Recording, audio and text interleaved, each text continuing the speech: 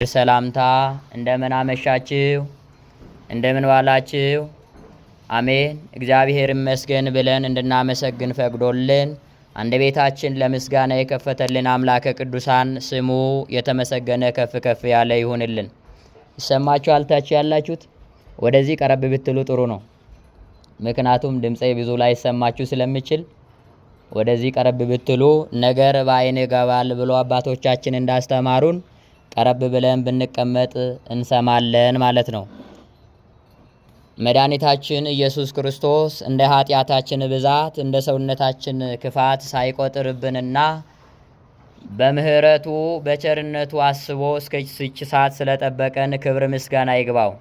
እናታችን ቅድስት ድንግል ማርያም የመዳኛችን ምክንያት የሆነች ማምላክ ወላዲተ አምላክ የጭንቃ አማላጅ ክዳነ ምህረት በዓታ ለማርያም ብለን የምንጠራት ማምላክ አምላክን ያስገኘችው ማምላክ ስሟ የተመሰገነ ከፍ ከፍ ያለ ይሁንልን። ቅዱሳን መላእክት ወጥተን እንድንገባ ጻድቃን ሰማዕታት በጸሎታቸው ሁሌ የሚጠብቁን የተመሰገኑና ከፍ ከፍ ያሉ ይሁኑልን ብላችሁ እንደሆነ ባርከን ባርከን ጌታ ሆይ ባርከን አምላክ ሆይ በምልጃ ከናት አስታርቀን ነው ያለ እና የስህተት እሱ ስቶ ነው። ድንግል በምልጃዋ ከልጇ ጋር ታስታርቀናለች እንጂ አምላክ እሷን አያስታርቅልንም። ምክንያቱም እኛ የምንለምነው እኛ የምንማጸነው መድኃኒታችን ኢየሱስ ክርስቶስ መድን የሆነው ክርስቶስ ነውና ጌታ ሆይ በምልጃ ከናት አስታርቅን አይባልም። ስለዚህ ይሄን ልብ ብላችሁ ከሆነ የወንድሜ ስህተት ነውና እኛም ሕፃናት በመሆናችን እንስታለን፣ በስህተታችን ደግሞ አርሙን እንደማለት ነው እና ጌታ ሆይ በምልጃ ከናት አስታርቅን አይባልም። ብባል ምን ይባላል? ድንግል ሆይ በምልጃሽ ከልጅሽ አስታርቅን ነው የሚባል። እሱ የምንለምን ነው እንጂ የኛ የምለምንልን የሚማለድልን አይደለምና ስለዚህ በዚህ መረዳት አለባችሁ። ከዚህ በይቅርታ ስንጀምር የልጁን ስህተት መያዝ የለባችሁም ብዬ ነውና ወደ ርዕሳችን ወደ ዛሬ ዕለት ትምህርታችን ብንሄድ እግዚአብሔር አምላካችን በአንድም በሌላም ያስተምራል፣ የሰው ልጅ ግን አያስተውልም ብሎ ቅዱሱ ኢዮብ እንደተናገረ አሁን እኔን በፊት ለፊታችሁ አቁሞኝ እናንተ ቁጭ አድርጋችሁ ሁላችንም መድኃኔዓለም ያስተምረናልና በመካከላችን ተገንቶ እንዲያስተምረን የእሱ መልካም ፍቃድ ይሁንልን። የትምህርታችን ርዕስ የሚሆነው ስለ ጽድቅ የሚሰደዱ ብፁዓን ናቸው መንግሥተ ሰማያት የእነርሱ ናትና የሚለው ነው። ስለ ጽድቅ የሚሰደዱ ብፁዓን ናቸው መንግሥተ ሰማያት የእነርሱ ናትና የሚለውን ኃይለ ቃል አብረን አንስተነው እንማማራለን። ይህንን ኃይለ ቃል የምናገኘው ከ12ቱ ነገደ ሐዋርያት የሆነ አንድ ተብሎ የተቆጠረ ጌታ በዋለበት ውሎ ባደረበት አድሮ በስጋው እየተራበ በነፍሱ እየጠገበ ጌታን የተከተለ የጌታ ደቀ መዝሙር የተባለ ቅዱሱ ማቴዎስ እንደዘገበልን በዚህ በማቴዎስ ወንጌል ምዕራፍ 5 ከቁጥር 10 ላይ ይሄን ኃይለ ቃል እናገኛለን። ምዕራፍ 5 ከቁጥር 10 ላይ እሱም ምን ይላል?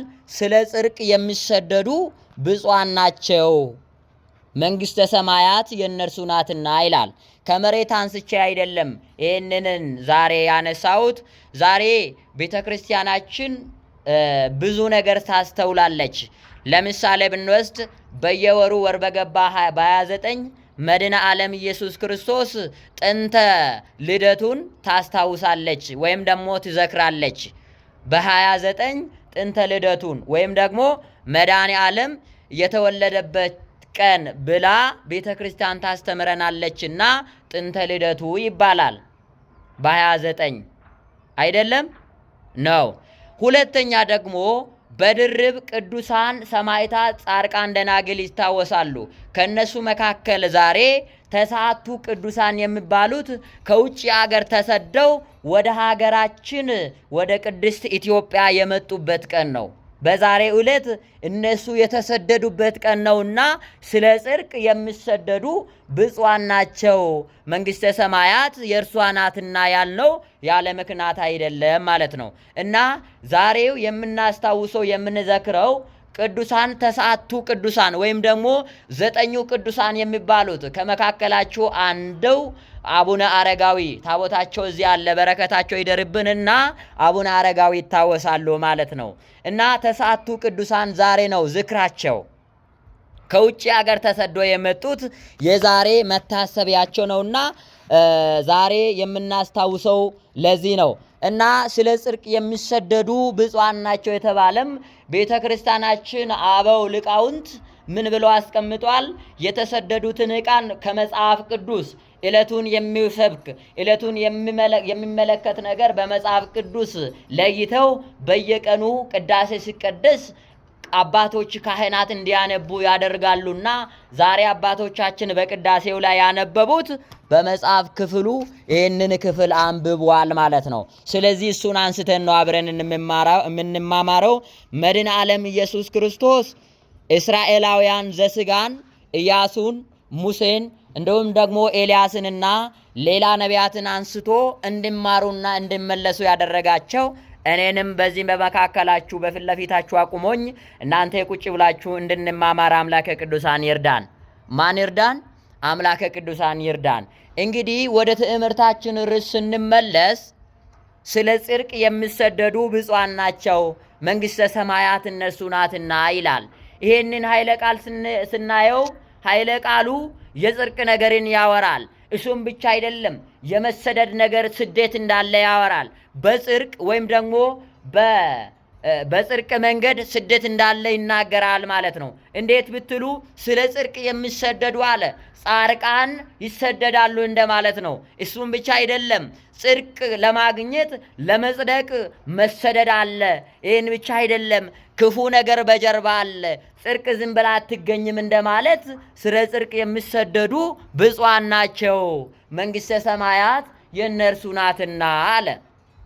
እንግዲህ ይህንን ኃይለ ቃል ስናነሳ በዚህ በማቴዎስ ወንጌል ምዕራፍ 5 ቁጥር 1 ላይ ብለን ስንጀምረው እስከ ምዕራፍ 7 አባቶቻችን ሊቃውንት ምን ብሎ አስቀምጧል?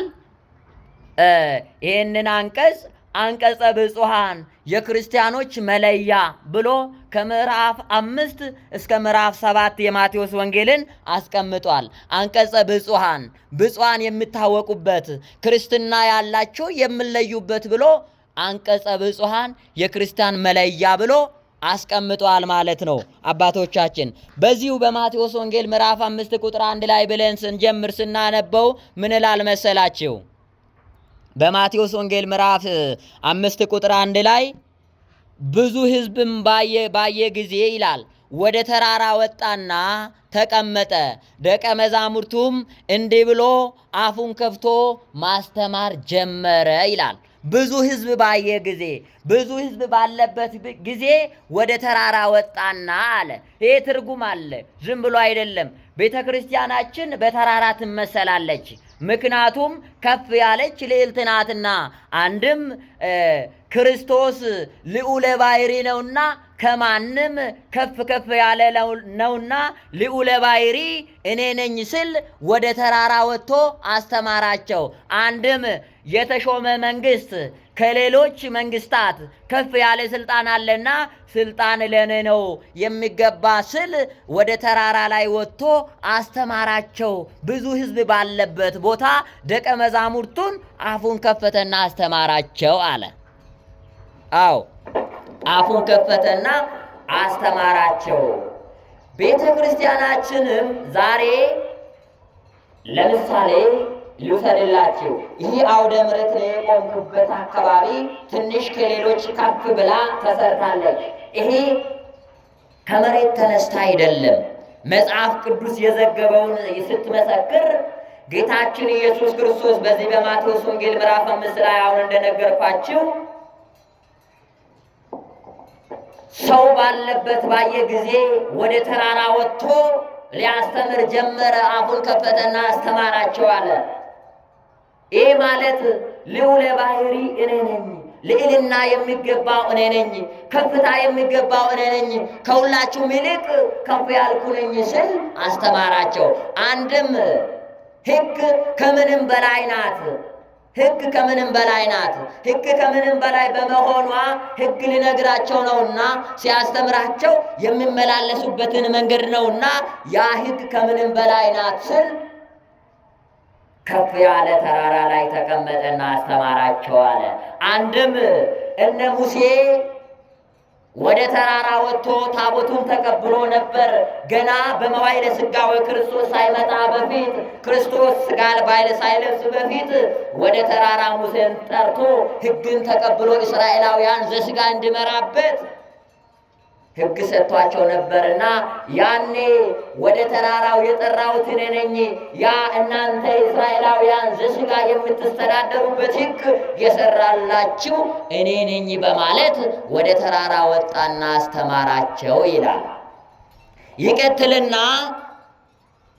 በመንፈስ ድሆች የሆኑት ብፁዓን ናቸው፣ መንግሥተ ሰማያት የነሱ ናትና አለ። በመንፈስ ድሆች የሆኑት ብፁዓን ናቸው፣ መንግሥተ ሰማያት የነሱ ናትና አለ። ይህ ማለት በመንፈስ ቅዱስ ተመርተው ባለጸጋ ሆኖ እያለ ሀብት ንብረት እያለ ባለጸግነትማ የሚገባ የክርስቶስ ነው። እኛ ግዛዊ ነው ያገኘነው። ያ ባለጸጋ የሆነበት ራሱ ክርስቶስ ነው የሰጠን። እኛ ምንም ይዘን አልመጣንም።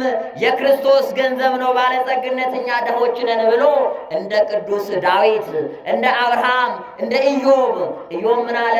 ገና ስንት ባለጸጋ ሆኖ እያለ ንብረቱ ሲያልቅ ባለቤቷ እንኳን ክዳ ብትሄድ እኔ ከእናቴ ማኅፀን ስመጣ ራቁት ነው፣ ይዤ የመጣሁት ነገር የለም፣ ይሄን ሁሉ የሰጠኝ ክርስቶስ ነውና የወሰደም እሱ ነው፣ ተመስገን ብሎ አመሰገነው ይላል። ስለዚህ በመንፈስ ድሆች የሆኑት ብፁዓን ናቸው፣ መንግሥተ ሰማያት የእነሱ ናትና ያለም ለዚህ ነው።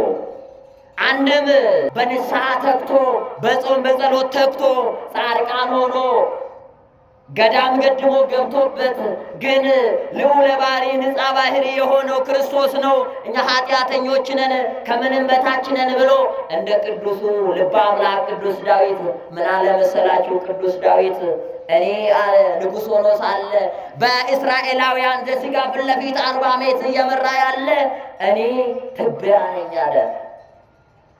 ከዙፋኑ ወርዶ እግዚአብሔርን እየተንከባለለ ያመሰግነው ነበር።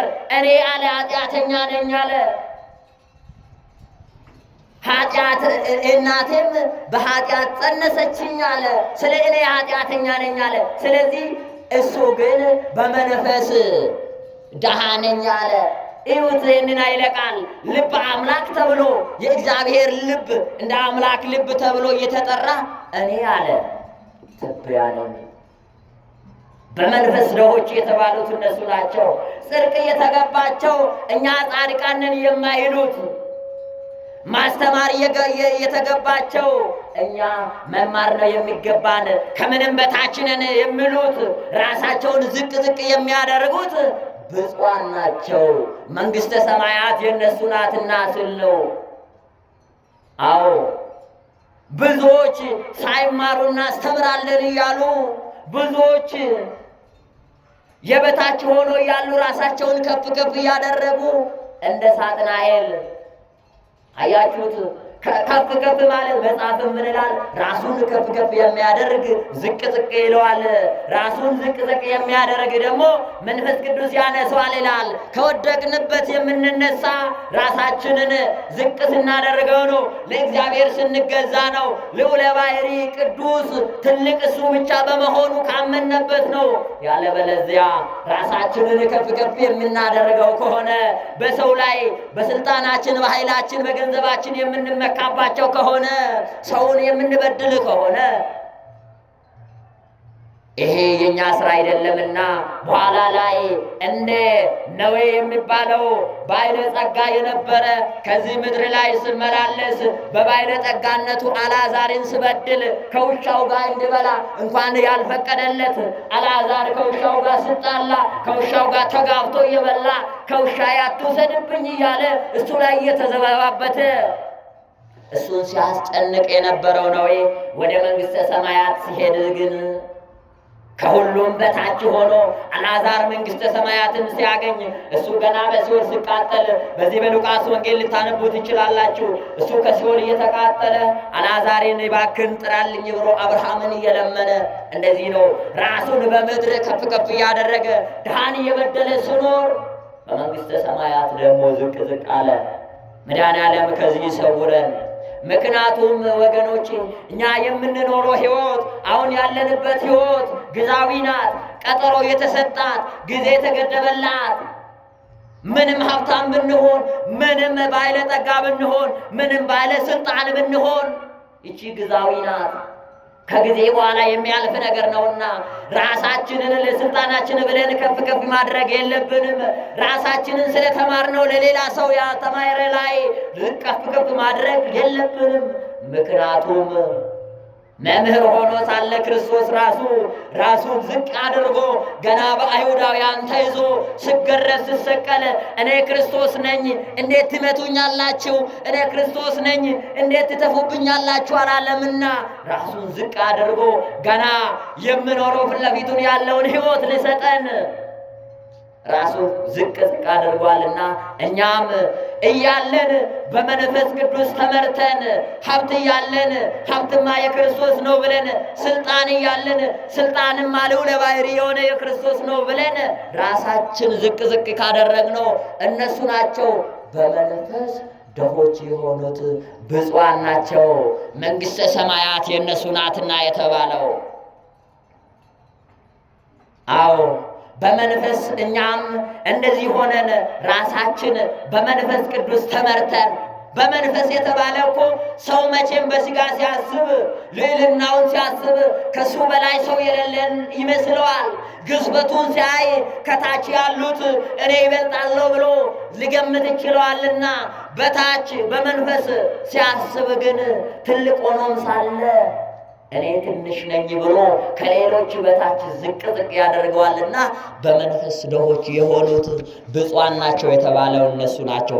ይህን ብቻ አይደለም የሚያዝኑ ብፁዓን ናቸው አለ። መጽናናትን ያገኛሉና ምን የሚሉ የሚያዝኑ ብፁዓን ናቸው መጽናናትን ያገኛሉና አለ። ይህንን ኃይለ ቃል ደግሞ እንዴት መሰላችሁ? ሐዘን የሚገባና የማይገባ ሐዘን አለ። በቤተ ክርስቲያናችን አስተምሮ የማይገባ ሐዘን ርስቴ ጠፋብኝ፣ እናት አባት ሞተብኝ ብሎ ራሱን ለይቶ ማዘን አይገባም። በቤተ ክርስቲያን እናት አባት በሞትበት ይላል 3 ጊዜ አልቅስለት ይላል። አንዱ ነፍሱ ሲወጣ፣ ሁለቱ ሬሳው ከቤት ሲወጣ፣ 3ኛ ደግሞ ወደ ቀብር ስገባ አልቅስለት። ከዚህ በላይ ለቅሶ የለም። ምክንያቱም እሱ የመጣው ከምድር ከመሬት ነውና ወደ መሬት ተመለሰ።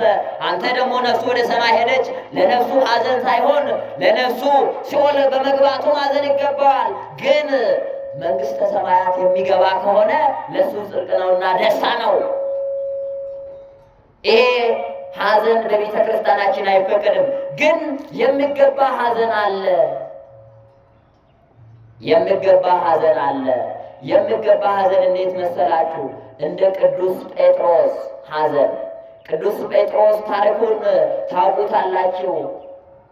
በሥጋ ጌታን ሲከተል ደቀ መዝሙሩ ተብሎ እሱን ተከትሎ እያለ ጌታ ከተያዘ በኋላ ሌሎች አይሁዳውያን ይሄማ ከናዝራዊ አንዱ ነው ሲሉት አላቅም ብሎ በካደ ጊዜ ጌታ ገና በመጀመሪያ አንተ ዶሮ ሳትጮህ 3 ጊዜ ትክደኛለህ ብሎ ነግሯልና 3 ጊዜ ክዶ በ3ኛው ዶሮ ስትጮህ ያንን ቃል አስተውሎ ሐዘነ፣ መሪርም አለቀሰ ይላል።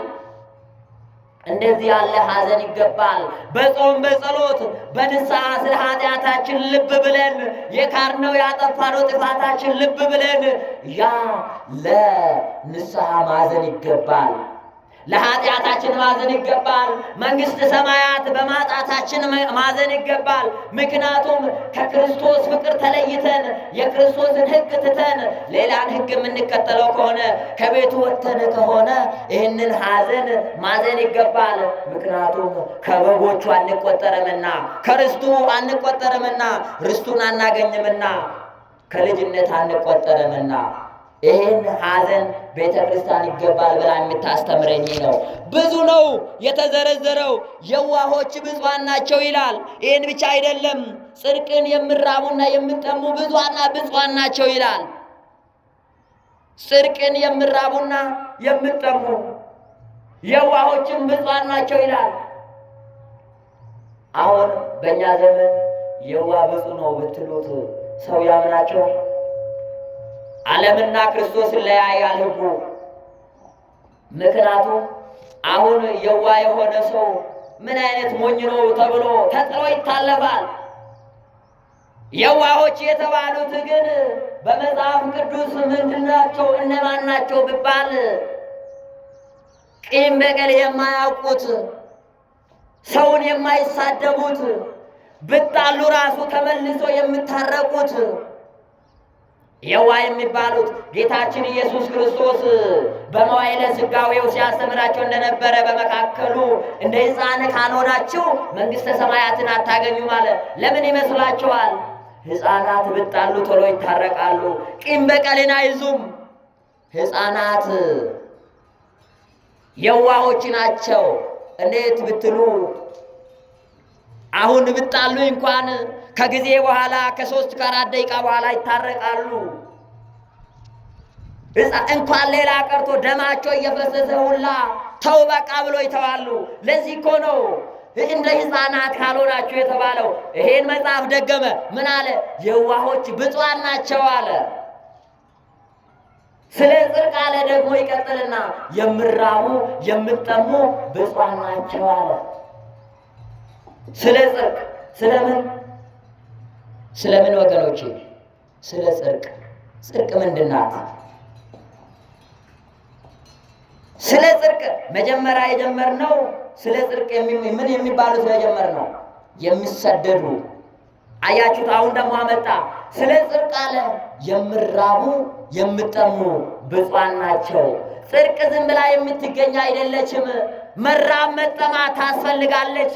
ምክንያቱም ብትሉ ሰው ካልጾመ ካልጸለየ ይድናል? ጾምና ጸሎት እንደሚያድን ታውቁታላችሁ። ጾም አለ የነፍስን ቁስል ታድነዋለች አለ ቅዱስ ያሬድ። ጾም የነፍስን ቁስል ታድናለች አለ። አሁን ያለንበት የጾም ወቅት ነው። ወቅቱ ጊዜው የጾም ነውና ጾም የነፍስን ቁስል ታድናለች አለ። የነፍሳችን ቁስል ምንድን ናት? ነፍሳችን እንዴት ነው ያቆሰልናት? በሕገ እግዚአብሔር ሳንመላለስ ሰው ጋር ተኮራርፈን ፍቅር ከመካከላችን ጠፍቶ ለሰው ሳናዘን ቀርተን እያለን ያጣውን መንገድ ላይ ቁጭ ብሎ የሚለምኑትን ሳንሰጠን አልፈን ነፍሳችን አቁሰለናታል። ይችን ቁስል ደግሞ ጾም ይፈውሳታል ይላል። ምክንያቱም በጾም ጊዜ ሰው ልቡ ወደ እግዚአብሔር ይመለሳል። በጾም ጊዜ እግዚአብሔርን ያስታውሳል፣ ኃጢአቱን ይረሳል። ስለ ኃጢአቱ እንባ ያመጣል፣ ያለቅሳል። የበደለው በደሉን ለእግዚአብሔር ይናገረዋል። ስለዚህ ነው ጾም የነፍስን ቁስል ታድነዋለች የተባለው። ያኔ ወደ እግዚአብሔር ስናለቅስ እንደ ጴጥሮስ፣ ያኔ ወደ እግዚአብሔር ስናለቅስ እንደ ማርያም መግደላዊት ነፍሳችን ትድናለች። መጠማት መራባት በጾም ጊዜ ነው። ሰው ጥጋበኛ ከሆነማ እግዚአብሔርን እንኳን ይቀርና ወንድሙን አያስተውልም። በጎን ያለውን ወንድሙን አያስታውስም። እሱ የተቸገረ ጥሎት ያልፋል። በነገራችን ላይ ጾም የምንጾመው ስጋ ኃጢአት ሆኖ ነው? ስጋ ኃጢአት ሆኖ ነው በጾም ወቅት ብንበላ? ወተት ኃጢአት ሆኖ ነው? አይደለም። ይህንን ማወቅ አለባችሁ። ስጋ እኮ ኃጢአት ኑሮት አይደለም። ግን ምንድነው? አንደኛ ሕግ ነው፣ ሕጉን እንድናከብር። ሁለተኛ ጥሉላት ምግባት ስንመገብ ሰውነታችን ለኃጢአት ይነሳል። ጥሉላት ምግባትን ሁሌ ስንበላ ለስካር ያዳርገናል፣ ለዝሙት ያነሳሳናል። ስለዚህ ወደ ሌላ ኃጢአት እንዳንገባ ያ ጥሉላት ምግባትን ተከለከልን እንጂ ኃጢአት ሆኖ አይደለም። ሁሉም በሥርዓትና በሕግ ይሁን ብሎ ቅዱስ ጳውሎስ በዚህ በአንደኛ ቆሮንቶስ ምዕራፍ 14 ላይ የጻፈው ለዚህ ነው። አንደኛ ሥርዓትን ለማክበር፣ ሁለተኛ ደግሞ ወደ ኃጢአት እንዳንጓዝ ስንጾም ስጋችን ስርበን ስጠማን ተስፋችሁ ወደ ላይ አይሁንም። ለምሳሌ ደሃ ነው ሀብታም ነው ሁሌ እግዚአብሔርን በደንብ የሚለምነው? እስኪ እዩት። እውነት ለመናገር ከሆነ ሀብት ያለ ሰው ያለው ንብረቱ አምላክ ይመስለውና በሀብቱ ይመካል። ምክንያቱም በዚህ በኩል ሽጉጡን ይዞ በዚህ በኩል ሰራዊት አስከትሎ በሚያድርበት ቤት አደገኛ አጥር አሰርቶ ግንብ ገነባ። ከዛ በላይ አደገኛ አጥር ፋሽኮ ቀጥሎ፣ ይህን ብቻ አይደለም በቤቱ ዘበኛ ቀጥሮ። አያችሁት? ደሃ ግን ዝናብ እየዘነበ በዚህ መካከል ብተኛ ጎርፍ በታች እየሄደ ምንም ጤነኛ ነው፣ አይታመምም። እግዚአብሔርን ይዟል። ልቡ እግዚአብሔርን ነው እንጂ ንብረቱን አይደለም። እሱ ልብ ብሎ እሱ አምላክ ነው ብሎ የለመነው የጸለየው የሚያምነው አምላኩን ይዟልና ውሾች መካከል ይተኛል። አልዓዛር በውሾች መካከል እየተኛ ከውሻ ጋር ስጋፈጥ እየበላ መንግሥተ ሰማያትን አገኘ። ያ ነው ግን በሀብቱ እየተመካ ከውሻ የወሰድክብኝ ብሎ አልዓዛርን እንኳን እየተጣላ መንግሥተ ሰማያትን አጣ። እግዚአብሔርን ከዚህ ይሰውረን፣ መንግሥተ ሰማያት ከማጣት ይሰውረን። ወገኖቼ እንኳን መንግሥተ ሰማያት በምንኖርበት በስጋችን የምንገባበት ቤት ካጣን እንዴት ያሳዝነናል። የምናርፍበት ቦታ ካጣን ደክመን ለፍተን ሰርተን ስንመጣ የምናርፍበት ቦታ ስናጣ እንዴት ያሳዝነናል። መንግሥተ ሰማያት እስከዚህ በላይ ምን ይሆን? ለስጋችን የምናርፈው እኮ ለጊዜ ነው። ለስጋችን አረፍ የምንለው እኮ የስጋ እረፍት ትንሽ ናት። ብናርፍ ራሱ ለስጋችን እድሜ ገደብ ተሰጥቷል። ቅዱሱ ዳዊት የሰው ልጅ እድሜው 70 ነው፣ ብበዛ 80፣ ከዚህ በላይ ያለው ድካም ነው አለ። ለዚህ ለ80 እና ለ70 እድሜያችንን ወጥተን ወርደን ለፍተን ላባችን ጥብ አድርገን ሰርተን የምናርፍበት ቤት ካጣ ነው አያሳዝነንም? ምነው አምላክ ብለን አናውቅም? እሺ ነፍሳችን ግን ከክርስቶስ የመጣች ናት። እፍ ብሎ ክርስቶስ አዳምን ከፈጠረ ከጭቃ ከሰራ በኋላ እፍ አለበትና ሰው አደረገ ሰራ። ነፍሳችንም ዛሬ እሱ ናት። ያኔ ያ ነፍስ ቦታ ስጣታ እድሜ ገደብ ያልተሰጣት ክርስቶስ እስከምኖርበት የምትኖረው ያ ነፍስ ቦታ ስጣታ እንዴት ታዛዝነ? ልብ በሉ እስኪ። ለጽድቅ የምራቡ የምጠሙ ብፁዓን ናቸው አለ። ጽድቃችን ያ መንግሥተ ሰማያት ናት። ለመንግሥተ ሰማያት የሚጾሙ ጥማትን ታግሶ ረሃብን ታግሶ የሚጾሙ ብፁዓን ናቸው። አንድም ለመንግሥተ ሰማያት እኛ የሚበሉትን እያላቸው ለሚበሉ ወይም ደግሞ መብል መጠጥ አጥቶ መንገድ ላይ ለተቸገሩት የሚሰጡ ብፁዓን ናቸው ስል ነው። የሚመጸውቱት ብፁዓን ናቸው ስል ለጽድቅ የሚራቡ የሚጠሙ ብፁዓን ናቸው አለ። አንድም መማር የሚፈልጉት ወደ እግዚአብሔር ቤት ተጠግቶ የማያውቁትን ለማወቅ ያልተረዱትን ለመረዳት ያልሰሙትን ለመስማት የምትጠሙት የምራቡት ብፁዓን ናቸው አለ። ዛሬ ቤተ ክርስቲያን ስንሄድ እናስተምር እንላለን እንጂ መማር የምንፈልገው ሰዎች የለንም። አንድ ሁለት ፊደል ለየንና ማስተማር እንቾክላለን። የምናስተምረው ደግሞ አንተገብረው አንኖርበትም። ይሄ ደግሞ ለደሳችን ምስክር እየፈለግነው ነው ማለት ነው። እንዴት ብትሉ ሰውን አትስረቅ እያልክ የምትሰርቀው ከሆነ ምድሪቱ ነገ ምስክር ይሆንብሃል ማለት ነው። ምክንያቱም አትስረቅ ብለህ ያስተምርሃልና አንተም በራስ የምትሰርቀው ከሆነ ምድሪቱ መሰከረችብህ ማለት ነው። ለዚህ ነው ለጽድቅ የምራቡት የምትጠሙት ብፁዓን ናቸው የተባለ ማለት ነው። መምህር ሆኖ ክርስቶስ ስመጣ እኔ መምህር ነኝ ላስተምራችሁ ብሎ ነግሯቸዋል። እነሱ ባይከተሉት እኔ እኮ መምህር ነኝ ብሎ ራሱን ከፍ ከፍ አላደረግም። መምህር ሆኖ ሳለ መምህረ ትሕትና ብሎ አባቶቻችንም ለዛ ነው የሚጠሩት። መምህር ሆኖ ሳለ ክርስቶስ በራሱ ሌላ አስተምራችሁ ከሁላችሁ በላይ አውቃለሁ አላለም። እንደው ሲያስተምር ራሱ እንዴት ሊያስተምረን ይችላል ብሎ ሲያጉረመርሙበት የነበረው እነ ይሁዳ አንተ ለምን ትከራከራለህ? እኔ መምህር ነኝ ብሎ አልተከራከረውም። ግን ሌሎች ጽድቅን የተራቡት እነ ቅዱስ ማቴዎስ በእግሩ ስር ቁጭ ብለው ይማሩ ነበር።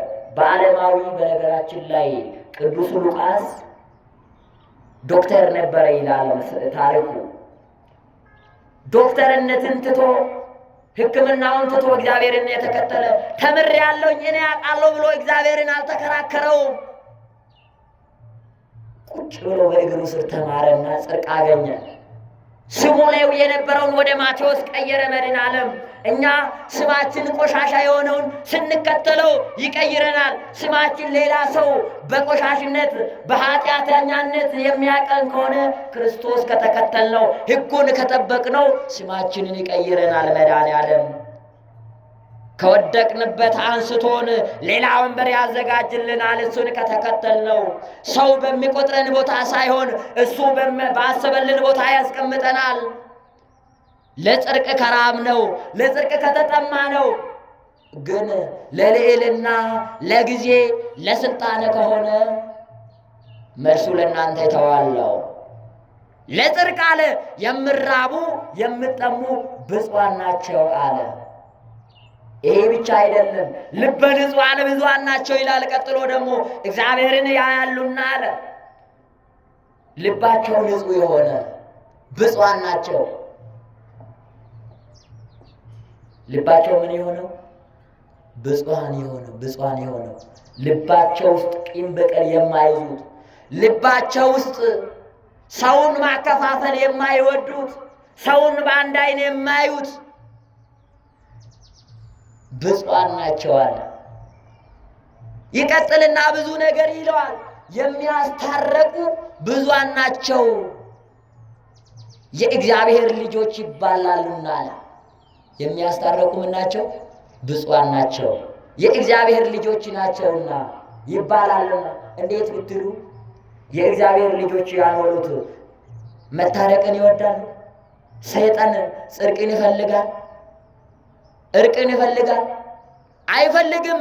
የእግዚአብሔር ልጅ ያልሆነው ሌላ ዲያብሎስና ግብረ አበሮቹ ክርክርን፣ ጠብን፣ መከፋፈልን ይፈልጋል። ግን የተጣላውን አስታርቆ የራቀውን አቅርቦ የተኮራረፈውን አስታርቆ ሰላምን፣ ፍቅርን የሚያመጣ ብፁዓን ናቸው የእግዚአብሔር ልጆች ይባላሉና አለ። አዎ ሰላም ያለበት እርቅ ያለበት ክርስቶስ አለና፣ ሰላም ያለበት ክርስቶስ አለና፣ ሰላም በሌለበት ግን ሰይጣንና ግብረ አበሮቹ ስላለ ሰላም ባለበት ሰላምን ያወረድነው ከሆነ የእግዚአብሔር ልጆች እንባላለን ማለት ነው። ለጽድቅ አለ እንግዲህ የሚሰደዱ ብፁዓን ናቸው መንግሥተ ሰማያት የነሱ ናትና አለ። ይቀጥልና ለጽድቅ ምን የሚሆኑ የሚሰደዱ ብፁዓን ናቸው አለ። ቅድም ርዕሳችን ላይ እንደነገርኳችሁ ዛሬ ተስዓቱ ቅዱሳን ይባላል ቀኑ። ተስዓቱ ቅዱሳን ማለት 9ኙ ቅዱሳን ከግብፅ የመጡት ከመካከላቸው አንዱ ቅዱሱ አቡነ አረጋዊ ስለ ጽድቅ ከሀገራቸው ተሰደው ወደ ኢትዮጵያ የመጡት እና አባ ጉባ አባ ይምዓታ የሚባሉት ብዙሃን 9ኙ ተስዓቱ ቅዱሳን የሚባሉት ዛሬ ተዘክሮ የሚውሉት ቀናቸው ነውና ስለ ጽድቅ የሚሰደዱ ብፁዓን ናቸው፣ መንግሥተ ሰማያት የእነሱ ናትና አለ። ለጽድቅ ብሎ የእግዚአብሔርን ስምን ይዞ እግዚአብሔርን ላለመካድ እግዚአብሔርን ሕጉን ተከትለው እግዚአብሔርን ይሻለናል እኛ ዓለማዊ ምን ረባናል በማለት እግዚአብሔርን የሚከተሉ ብፁዓን ናቸው፣ መንግሥተ ሰማያት የእነሱ ናትና አለ። እግዚአብሔርን ስትፈልጉ ሰይጣን ደግሞ የእግዚአብሔር ልጆች እንዲሆኑ አይፈልግምና ከእግዚአብሔር ይለያችኋል። በብዙ ፈተና ያመጣባችሁና ከእግዚአብሔር ሊለያችሁ ይፈልጋል። ያኔ ጸንታችሁ ለእግዚአብሔር ብላችሁ መሰደድ አለባችሁ ይለዋል።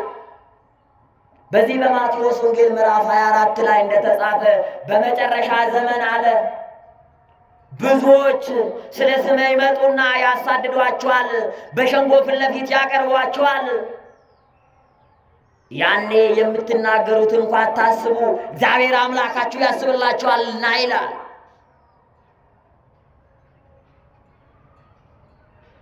ዛሬም በዘመናችን ይሄ ነገር እየደረሰብን ነው። ዘመኑ የመጨረሻ ዘመን ይሁን ወይስ? መጻሕፍት ላይ የተመዘገበው ቃላት ሁሉ እየተፈጸመ ነው። ክርስቲያን በመሆን ሰው እየተገደለ ነው። መስቀል ብቻ በአንገቱ ላይ ስለታየበት ብቻ እየተሰደደ ነው። ከበዓቱ እየተሰደደ እየታረደ ነው። በመጨረሻ ዘመን ይሄ ይሆናል ብሎ ጌታችን ደቀ መዛሙርቶቹን አስተምረዋል። በእኔም በእናንተ ዘመን ደግሞ ይሄ እየደረሰብን ነው። እንዴት ነው ይህን ነገር ልብ ያለ ያነሰው አለ? በዚህ በአርሲ በኩል ክርስቲያን በመሆናቸው እየተሰደዱ አንገታቸው ላይ መስቀል ስላለ ብቻ እየታረዱ ሕፃናትን ምንም የማያውቁትን ሰብስቦ በሰልፍ አዝዞ መስቀላቸውን ከአንገታቸው እየቆረጡ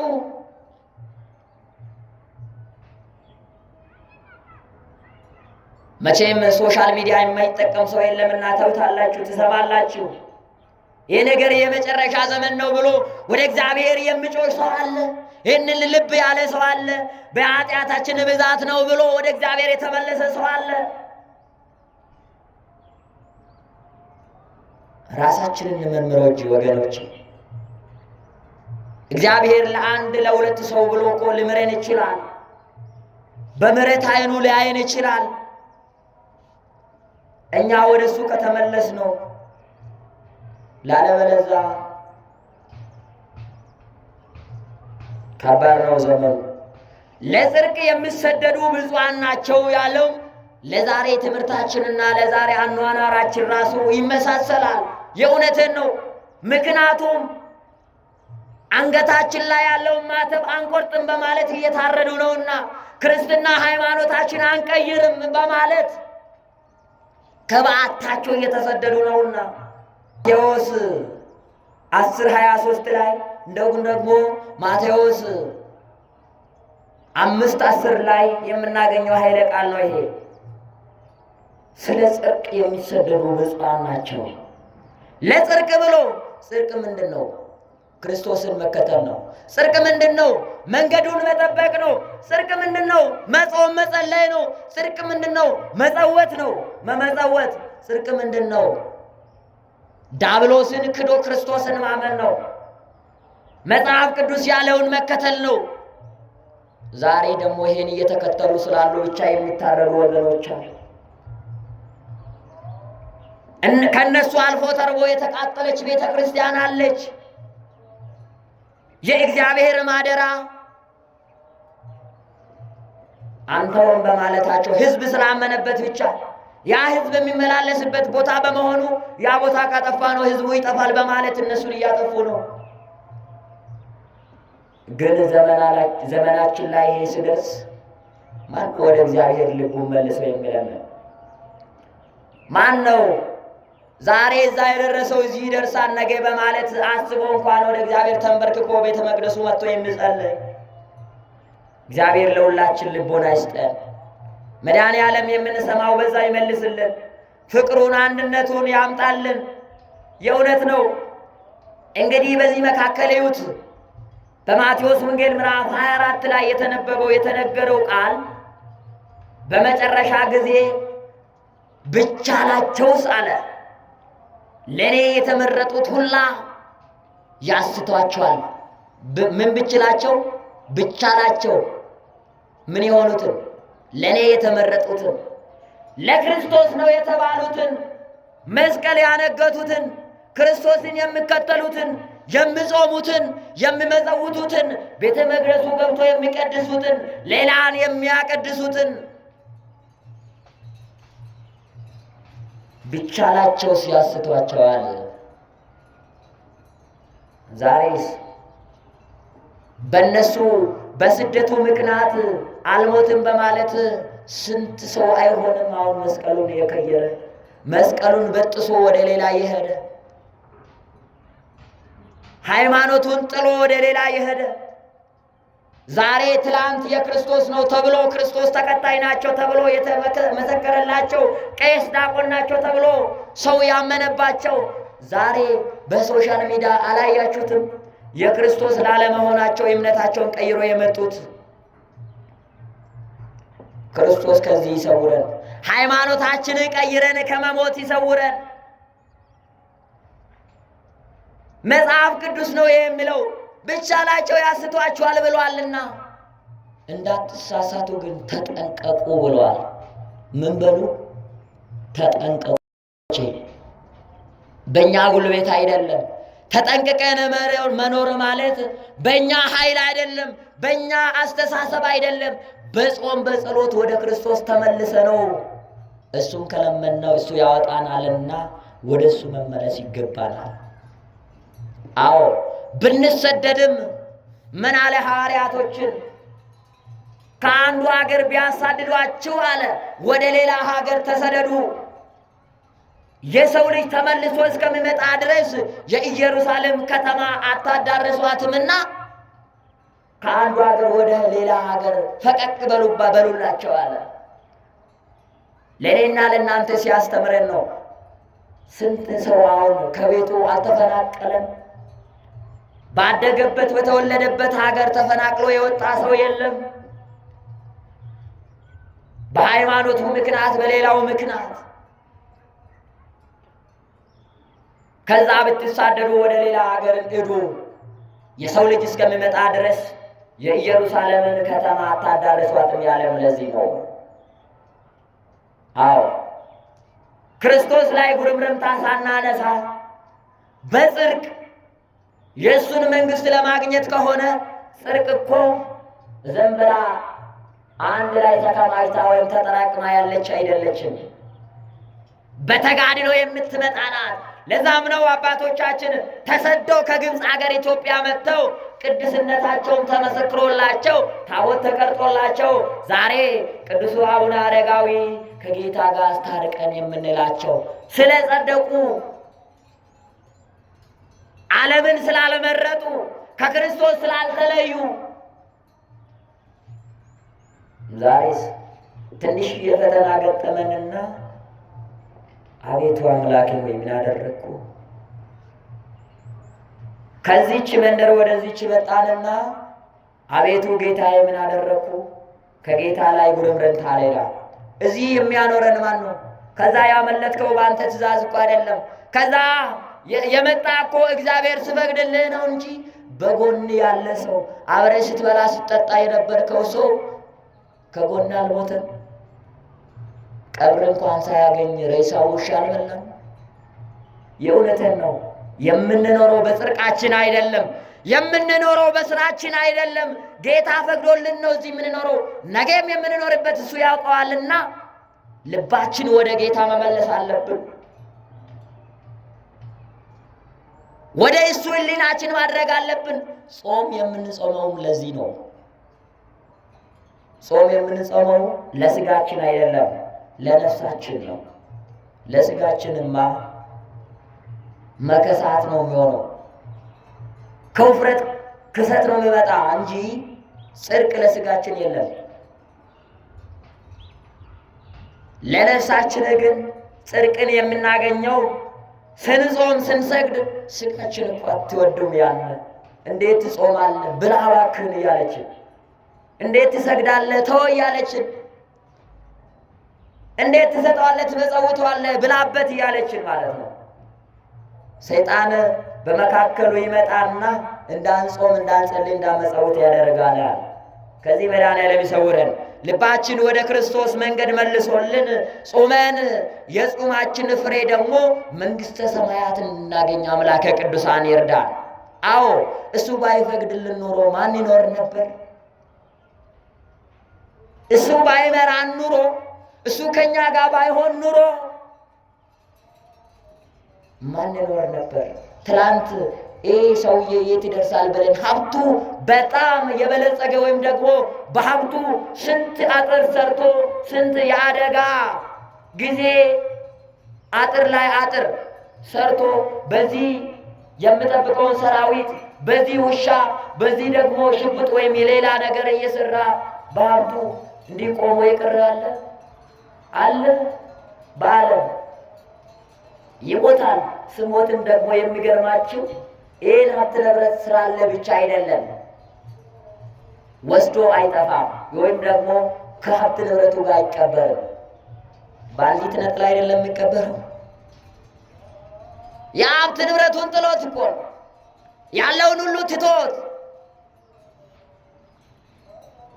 የክርስቶስ ስንሆን ግን ሀብት ብኖረንም ባይኖረንም የእግዚአብሔር ልጆች ከሆን ስጋችን እዚህ ብትጠፋም ሰማይ ላይ ቤት አለንና የእግዚአብሔር ቤት የተዘጋጀልንን እናገኛለን። ስለዚህ ነው መጾም ያለብን። ስለዚህ ነው ወደ ቤቱ መመለስ ያለብን። ለጽድቅ የሚሰደዱት ብፁዓን ናቸው የተባለውም ስለዚህ ነው። ስደታችን ለጽድቅ ከሆነ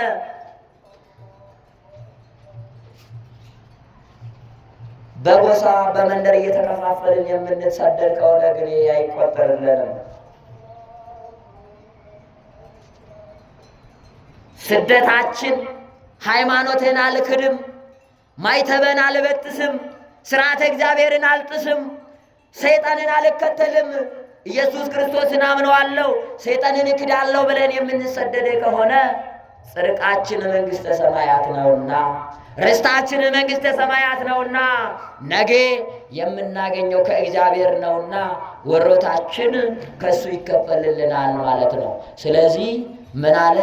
ለጽድቅ የሚሰደዱ ብፁዓን ናቸው መንግሥተ ሰማያት የእነሱ ናትና አለ። አዎ መንግሥተ ሰማያት የእነሱ ናትና እኛም ለጽድቅ ኃጢአታችንን ትተን ስደት በነገራችን ላይ በዓታችን ለቆ ወደ ሌላ ብቻ መሄድ አይደለም። ስደት የሚባለው የሥጋን ፍላጎት የሥጋን ምኞት ትተን የነፍሳችን ሥራ የምንሠራ ከሆነ በሥጋችን ተሰደናል ማለት ነው። ስደት ማለት እኛ ከዚህ ስንጾም ሥጋችን ብላ ትነናለች፣ ሥጋችንና ነፍሳችን ተራራቀች ማለት ነው እና ይህም ስደት ይባላል። እኛ ስደታችን ከበዓት ብቻ መፈናቀል አታስቡት። ጽድቅን ለማግኘት የምንራብ የምንጠማ ከሆነ ይሄ ከሥጋ ስደት ነው። የነፍስ ግን ጽድቅ ናት። መድኃኔ ዓለም ኢየሱስ ክርስቶስ የነፍሳችን ጽድቅ እንድናገኝ የእሱ መልካም ፍቃድ ይሁን።